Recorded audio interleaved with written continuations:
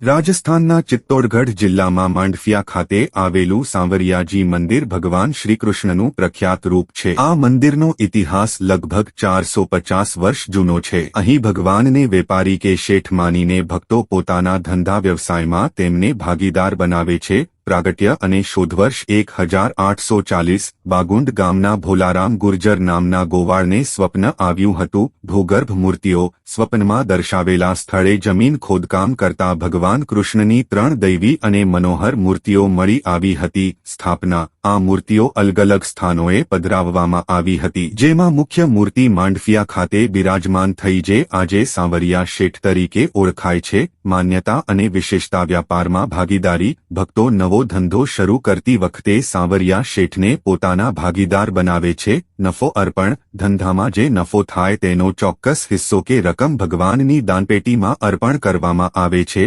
ભારે શ્રદ્ધા દેશભરમાંથી લાખો વેપારીઓ અને ભક્તો અહીં માનતા માનવા અને દર્શનાર્થે આવે છે। આવા જ વિડિયો જોવા માટે દીપક મકવાણા ચેનલને સબસ્ક્રાઇબ કરો। જય સાંવરી શેઠ।